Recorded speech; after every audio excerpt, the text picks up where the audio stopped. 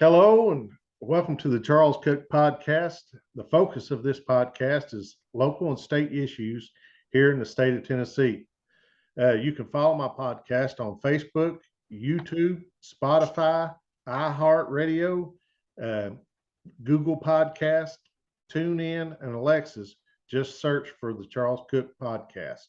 You can also find me on Rumble at Charles Cook 52, and just like and subscribe on any of those platforms, and you'll be notified when I post new content. The best place to find those links are on my podcast webpage at charlescookpodcast.buzzsprout.com. Let me say that again because I messed up. charlescookpodcast.buzzsprout.com. There's a link there on the webpage as you can donate to help support my podcast.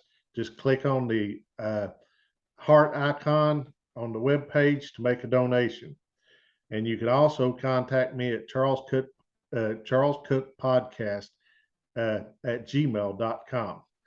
So today, my guest is Tom Arnold, and also known as Liberty Claus. And as you can tell, look at him there and tell he looks a lot like the jolly old elf, Santa Claus, and they may be one and the same, but just Santa Claus like Liberty too. Could be. Yeah. So welcome, Tom. I'm glad to have you. Thanks, Charles. I appreciate it. Good to be able to talk to you again. We keep up with each other on Facebook, but we haven't seen each other in several years. So, but that's good. You come to Morristown to one of our Campaign for Liberty meetings and spoke there a few years back, maybe a year or two before the COVID hit. Right, it was. It might have been 2019 when you came. I think it was 18 or 19 when the other, yeah. But I know you make it up to Rogersville sometimes to the Health Inn and do some stuff, some Santa Claus work up there, right? Right, exactly right. Sure do. Yeah. So that's I know. So we had that contact and stuff. So anyway, welcome. And so I've got some questions for you today. Okay. And kind of went over with you a little bit, and I'm looking at you as Liberty Claus, and okay. So the questions is going to be, in a political sense, but of the Liberty mind. Okay, so my first question would be, with everything that's going on, a lot of people are getting sick of the Republican Democrat stuff. It's becoming more conservative, just a conservative movement, or more of a liberty-minded movement. They know things are wrong with these parties, and they're just getting further and further behind. So what advice would you give to people who are sick of the Republican and Democrat parties? Well, the first thing, Charles, is I would tell folks, if you're sick of your party, that the primary reason is probably because you're operating not on principles, but on a political agenda. See, and that's the problem. If you're liberty minded, if you believe in the sovereignty of the individual, which is one of the primary things that our founders established, that the individual was that majority of one was primary, and that and that we came together in order to throw off a usurping tyrannical government, and then became together so that we could then form a new government, or have self-rule, self-governance. And that's the thing. I mean, we have so many political agendas that, to me, they're designed to keep us apart. Right. To cause us to fight with each other, and to not realize, watch what the government's doing on the other hand. I mean, both parties they're not liberty minded. They want to, on a regular basis, they're they're stripping away our constitutional rights, are the rights the government is guaranteed to protect our rights to the Constitution. They're not constitutional rights; they're God-given rights. Right. And but they're stripping them away. They do it in lots of different reasons. So I tell people, look for candidates that are principled, right? Because I'm a libertarian, but look for candidates that are principled that reflect your personal values that will, in a sense, your personal values. What I mean is how you think government should operate for you. For me, the less government I have, the better off I think we'll be. We all would be. So that's the primary thing. Is look at what your party's doing. Look at the state of Tennessee right now. Perfect example. We've had 12 years of complete, total GOP dominance Right. in our state government. We've had 3 terms of Republican governors and a super majority in the House. In that period of time, our state budget has gone from $20 billion to $52 billion. Now, is that fiscally conservative? And we've only had a 9.5% increase in population. Yeah. It's So definitely is not. that It's definitely not the party of small government. no? It's not a small government. They're growing it every time. They turn around. They gave away $500 million for the Titan Stadium. $500 million to bring forward here. It's they're not thinking about how we can better suit the interests of our native peoples, our Tennesseans. They're how we can best suit the interests of the politicians. Right. And jobs. Yet Ford's coming in, and they're even going to let them. They've already letting them what construction and stuff they're working on, bring in union workers, even though we're a right to work state, Right. and even though that's one. And the Democrats, on the other hand, we just have to see what they're doing in Washington right now as a majority and the values that the agendas that they're pushing. This war with the Ukraine, right now, I mean, I'm anti-war. I'm not a war hawk like so many people. And what's going on in the Ukraine is not about our freedoms. It's not right. We don't need to be supporting either the Russians or the Ukrainians. They have their own internal politics, and yet the president and the Congress have seen fit to spend a lot of money, $350 billion that has gone to the Ukraine, and today we're pulling out of Yemen finally if this defense bill passes, Right. which is good. We don't need to be in Yemen. There's a lot of diplomacy will go a whole lot longer way.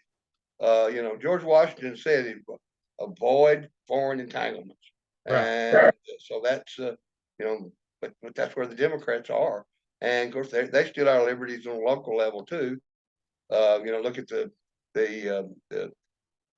3 big counties. Knox and Knox County is not, but Knoxville is Democratic stronghold. Davidson County is a Democratic stronghold.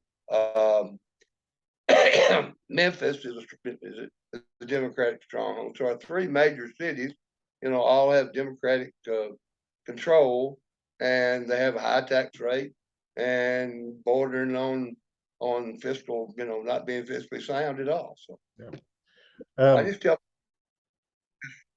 look at those things, go back to the principles that the founders gave us, that our country was founded on, and say, what individual is promoting those principles? That's what we need to do. Yeah. So I know a lot of people are seeing things going on, and as I said, they're getting disgusted. And I've actually seen people that were die-hard Republicans now saying we've got a problem with this party and stuff. And I've told you offline here what kind of woke me up. Right. So for Liberty Claus, what was your big uh-oh moment that woke you up in your political world? Well, I tell people, Charles, my family was Republican from the time the party was established. My Arnold ancestors, my grandfather was born and raised in Mountain City, and he came to Middle Tennessee in the 20s. And I have framed a page out of the 1938 Life magazine, and it was the most Republican county in the United States and the most Democratic county. The most Republican county in the United States in 1938 was Johnson County, Tennessee.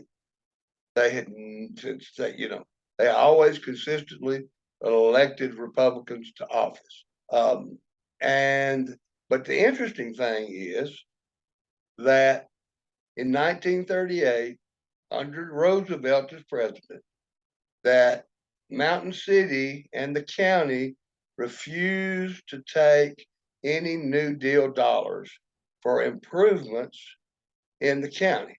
Wow. Because they did not trust the federal government. And there was 11,000 people in the county. Of that, 11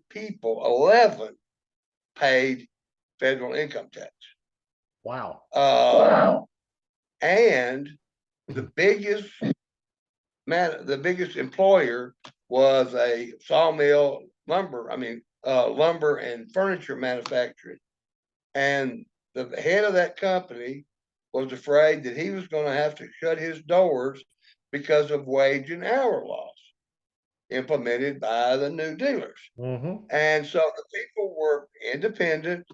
They were looking for smaller government. They were looking for local government to be responsive to their needs, and they were satisfied with that. See, they were happy. They didn't need to pave their main street, put curbs down, remodel their courthouse, which was some of the things that were listed, that they could do with this federal money that was coming in from the New Deal. So for me, that's always been the type of Republican that I was when I was Republican. And then as I grew up, I've encountered in my reading people like Henry David Thoreau with his work writing on civil disobedience, that in Jefferson, those folks who said, if it's a bad law, right, then we have to stand against it. If it's bad legislation, then we have to stand against it. And then in the 80s, when with the Reagan administration, I became really disappointed because what happened then was Republicans began to try to legislate morality. And, they tried to, it was like the Prohibition era politically came home in the Republican Party, and it was a tragedy. And then then in this millennium, we've seen people, that just disgusting. Democrats and Republicans both, but Republicans who were just totally disgusting.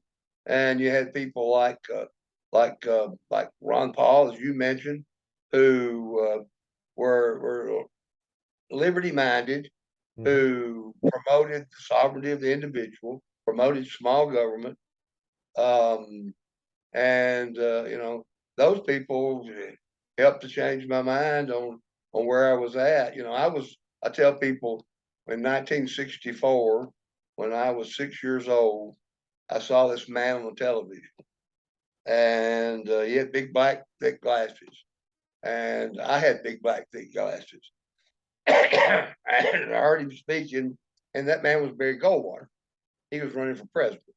Right. And Goldwater had a set of values that was very liberty minded. And he impressed me. And so I actually worked for his. That's the first campaign I ever worked. And I worked for I went around knocking on doors, handing out buttons and pencils door to door in our neighborhood in Nashville, which we lived in. But I've always had that liberty leaning streak. That fact that we as individuals have to set our own path for, and believe in these principles that many of us share in common that we have. And I tried to do that in the Republican Party, and unfortunately, that's not where they were headed. So I just had to walk away, and I found a home in the Libertarian Party, and that's where I'm at. Yep. So, all right. My next question is, let's say Christmas Eve, when Liberty Claus is out with his reindeer and his sleigh, Right. he's visiting all these homes, and these young people are nestled in their beds fast asleep. If Liberty Claus could give young people, I'm saying 25 and younger, a gift to the youth today, what would it be and why? My gift to young people is that on Christmas morning, they would wake up and find themselves in control of their own lives. That they wouldn't have to be dependent on a bunch of baby boomers and older sitting in Washington, D.C., or a bunch of folks who think they know better than us in the state legislature. Because and they would be empowered to be able to control their own lives, Charles. I mean, that's the thing. You have boys.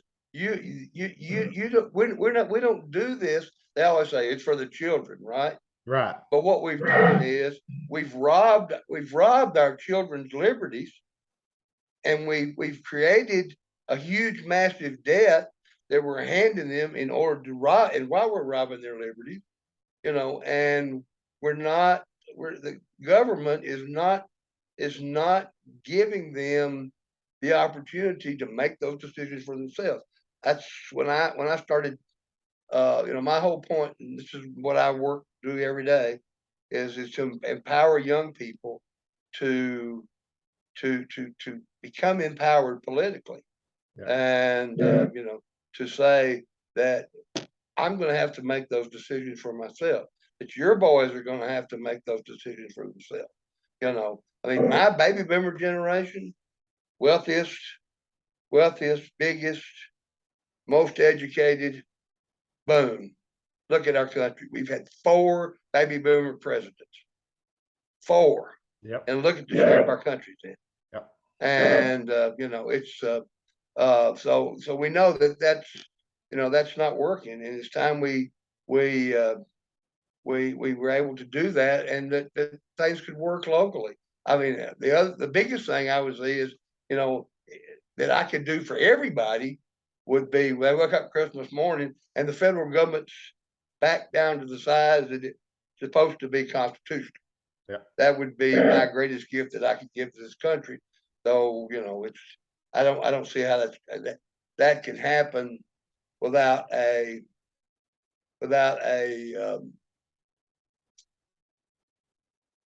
intellectual revolution. Yeah. And that's what we have to have in this country, is an intellectual revolution that says we're tired of it. We don't have to take to the arms. We just quit electing these idiots to Congress. We elect people who are committed to self-term limits, and then also committed to the principles of actually creating smaller government. And if they don't, then they're out. That's it. Yeah. So, all right. So to me, it sounds like they would be unwrapping debt-free personal liberty and responsibility. That's exactly right. Yeah. Okay. That's exactly right.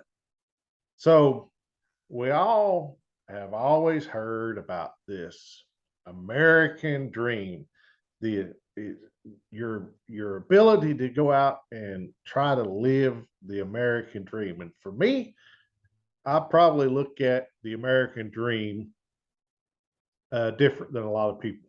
What does the term American dream mean to Liberty Claus?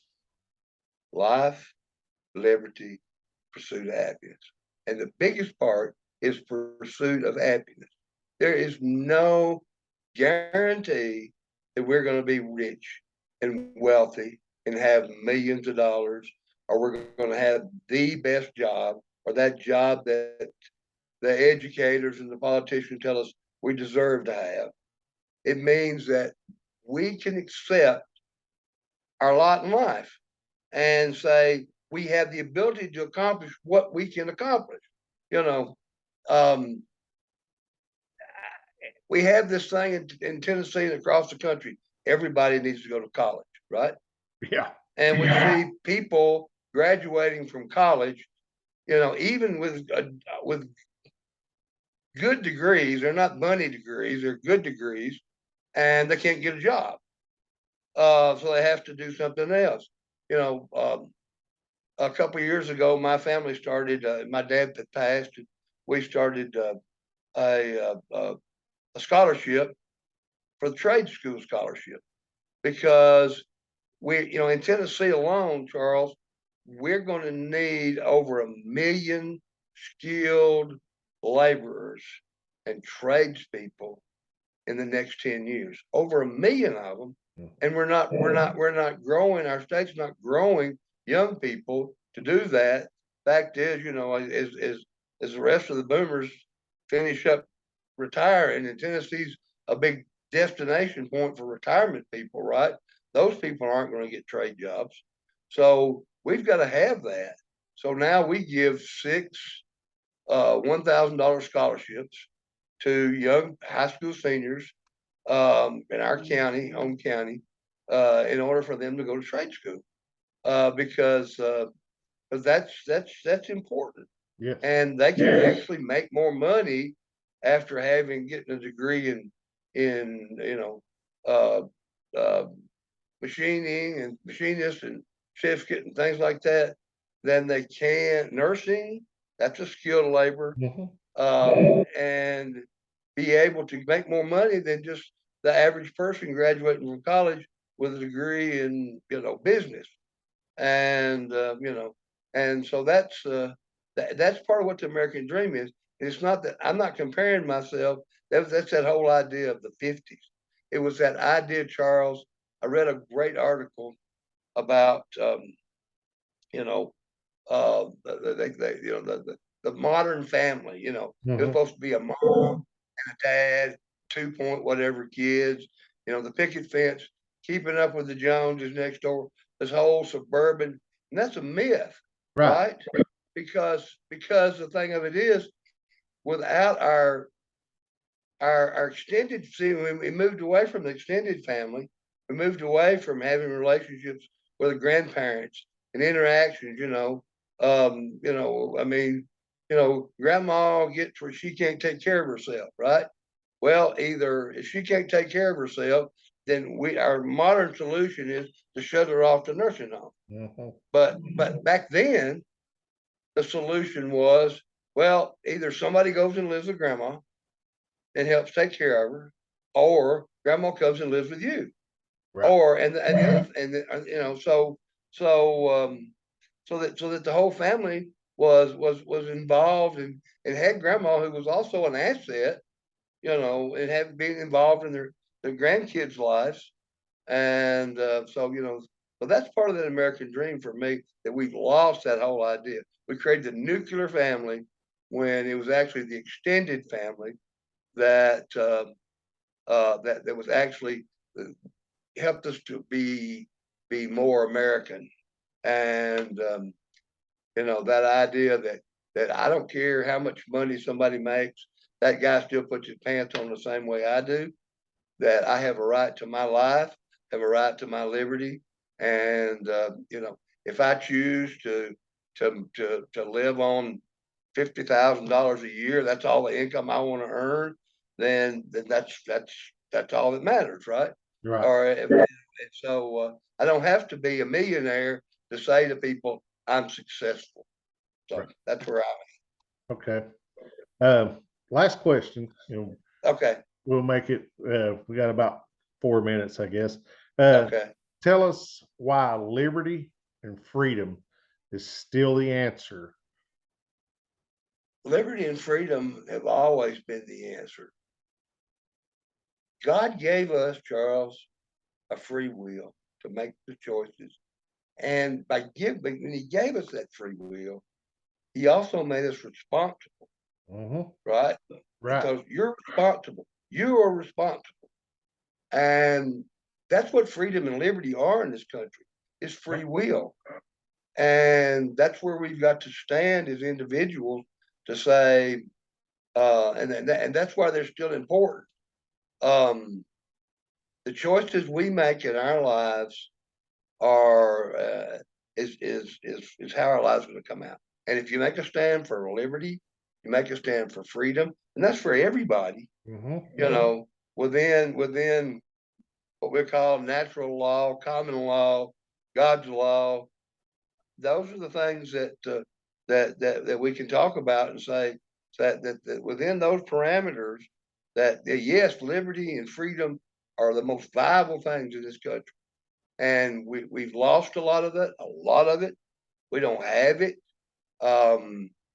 In some ways, we never had some of the things that we think we did, or we promoted having. But we need to get back to those basics and say,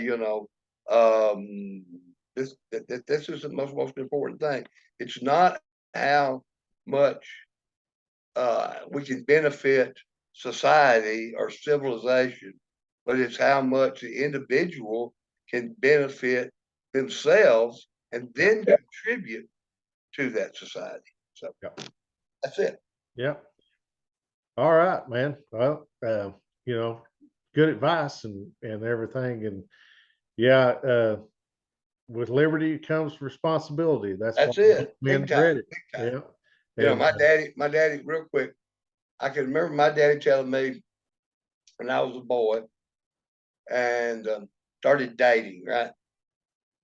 The best advice, and this may shock some people, the best advice my daddy ever gave me was, son, when you go to pick that little girl up, right? You pick her up, you take her out to dinner, you take her to a movie, you bring her home, you walk her to the porch, and you kiss her good night, right? Or you sit on the porch and talk or whatever. But he said, but if you decide to take another route, right, then you're going to have to be responsible for the consequences of your action. absolutely. And today, we don't make people responsible for the consequences of their action. Right. And that was the best, and that applies in everything in life. You be responsible for the consequences of your action, and if you make a bad choice, you can work yourself out of the hole. I tell people when I had cancer and I had lots of debt after all the things that I went through with my cancer, and come December 21st, I'll be 10 years cancer free now. And but that's what it is. And anyway, but you make those choices, and you have to work yourself out of the hole sometimes, and you just can't say, I'm just going to give up, right, and walk away. Right. You just have to keep pounding it until you do. Yep. So, and that's our problem in this country. We need to keep pounding at liberty and freedom. If we'll keep pounding at liberty and freedom, then we can bring it back to where it needs to be. All right. Sounds good. Tom, I thank you, my friend, for joining me. Stay on the line when I end this, but I thank you for joining me. Tom Arnold, Mr. Thank you, Charles. Liberty Claus. Glad I was able to get you on and get this done. And thank you, and look forward to seeing you what you do on Facebook and what you do with the Libertarian Party and everything. So again, thanks for joining me, and for the viewers, thank you for watching, and we'll be seeing you again in another episode. Thank Ho, you. ho, ho, Merry Oh. Christmas and liberty to everyone. There you go. All right. Thank you, buddy. Thank you, Charles.